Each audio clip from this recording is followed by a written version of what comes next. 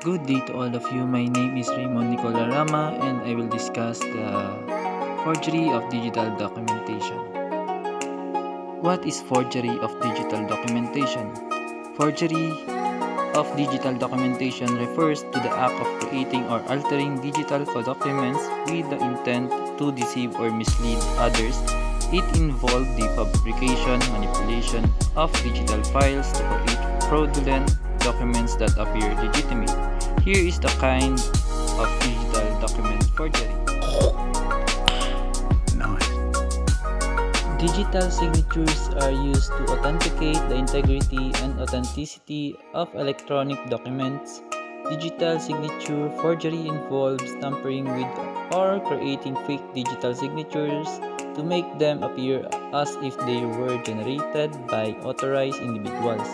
This can be done by exploiting vulnerabilities in the digital signature infrastructure or by using advanced techniques to mimic legitimate signatures. Metadata is the information embedded within digital documents that provide details about the document itself, such as creation date, author, or editing history. Forged digital documents may involve the alteration or manipulation of metadata to misrepresent the document's origins, authorship, or revision history. Photo or image manipulation. Digital documents often include image or photographs. Forgery can involve the manipulation of this image to create fake documents or alter the content of existing ones. Techniques like image editing, cloning, or compositioning may be used to deceive viewers or represent false evidence. PDF document forgery is a widely used file format for digital documents.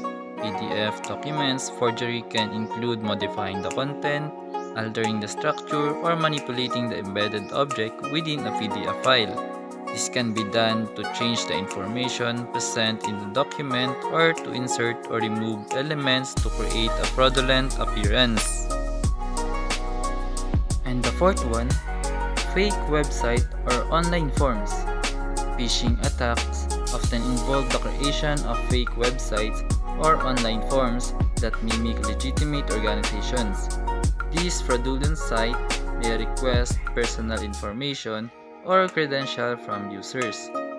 Aiming to steal sensitive data, digital documents forgery may be employed to design the website or forms to resemble official documents or communication, further deceiving users.